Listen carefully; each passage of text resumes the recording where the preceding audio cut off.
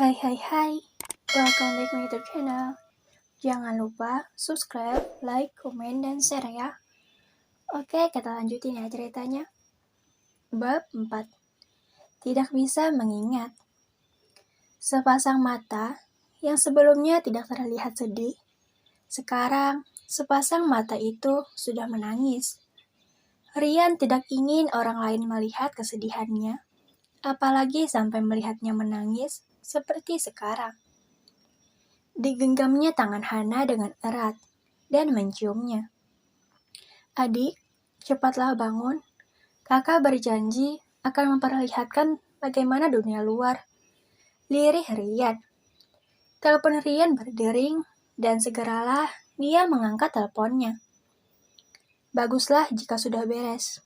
Selanjutnya, cari beberapa dosen untuk di kampus. Aku akan mendaftarkan adikku kuliah nanti. Ucap Rian kepada orang seberang telepon. Segera selesaikan.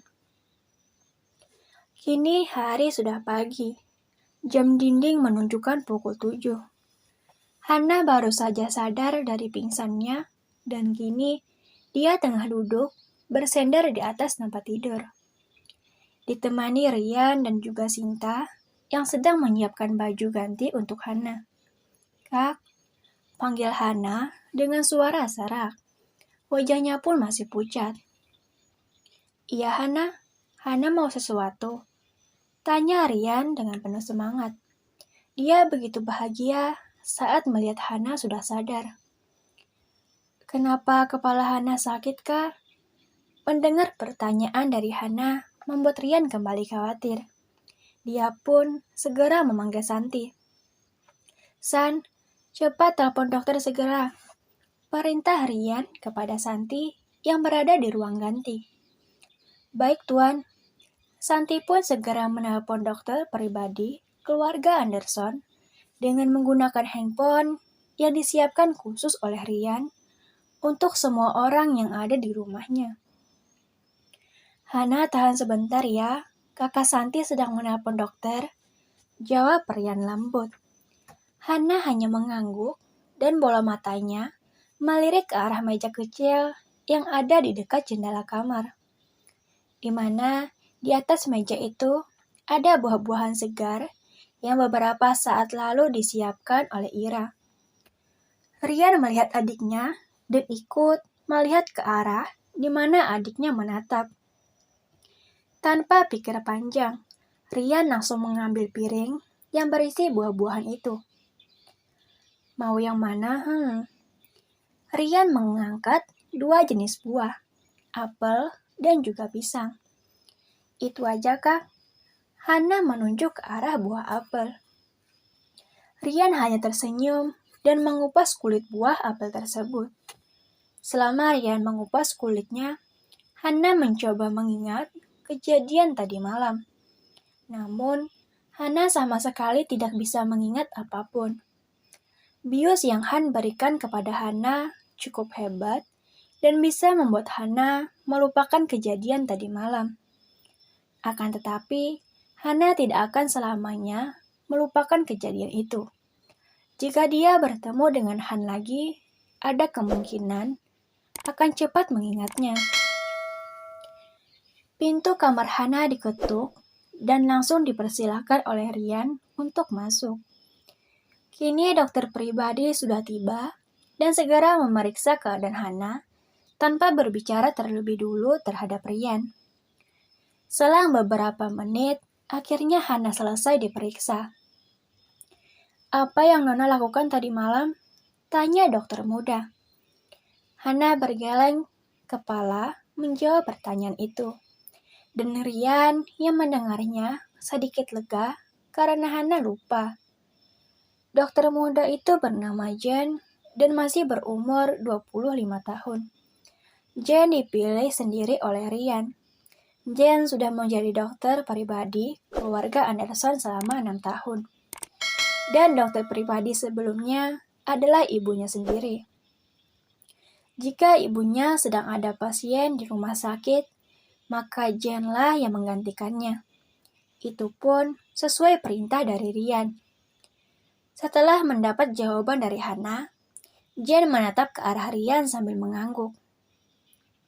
"Baiklah Tuan dan Nona, saya permisi," ucap Jen berpamitan sambil membungkuk. Rian hanya membalas dengan menganggukkan kepalanya. Tanpa diberitahu pun, Rian sudah mengerti dengan keadaan adiknya. Karena sebelumnya, Rian dan Jen sudah membicarakannya. Maka dari itu, Rian tidak bertanya apa-apa lagi. "San," panggil Rian. Santi yang lama berdiam dalam ruang ganti pun segera keluar. "Iya Tuan," sambil membungkukkan badannya. "Cepat ganti baju Nona," titahnya. "Baik Tuan," balas Sinta mengangguk. Rian menatap Hana, dan Hana pun ikut menatap ke arah Rian. "Kakak keluar dulu, Hana ganti pakaian baru, sarapan," ucap Rian lembut. Buah apel yang sebelumnya Hana inginkan pun sudah selesai dikupas oleh Rian. Rian menyerahkan piring berisi buah apel yang sudah dipotong kecil-kecil. "Terima kasih Kak," ucap Hana tersenyum. Wajahnya pun tidak sepucat sebelumnya, dan rasa sakit di kepalanya berangsur menghilang. Sebelum pergi, Rian terlebih dulu mengecup pucuk kepala adiknya itu. Sementara di sisi lain, lebih tepatnya rumah sakit. Di kamar VIP, kini ada laki-laki yang sedang terbaring koma dengan perban di kepalanya. Dan juga ada sekretaris pribadinya yang tengah duduk di sofa. Sedangkan di luar pintu, ada 2 pengawal yang berjaga. Laki-laki itu tak lain adalah Han yang tadi malam mengalami kecelakaan. Kecelakaan itu tentu saja disebabkan oleh pemilik mobil yang mengikutinya dari belakang.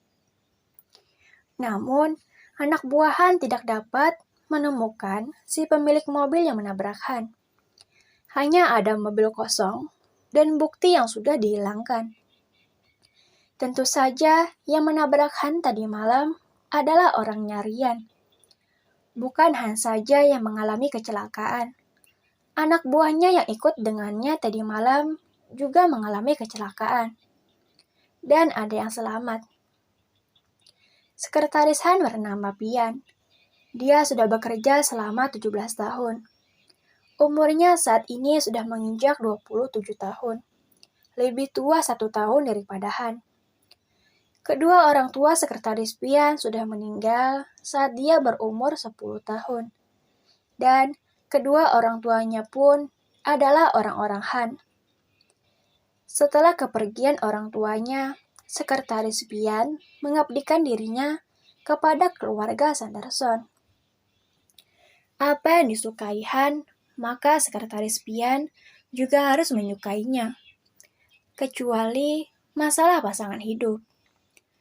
Kemanapun Han pergi, maka sekretaris Pian juga ikut. Tapi tadi malam, sekretaris Pian tidak bisa ikut karena ada masalah di kantor. Dan Han juga melarang sekretaris Pian untuk ikut. Sekretaris Pian tengah memainkan ponselnya. Dia tengah mencari informasi kejadian tadi malam bersama anak buah Han.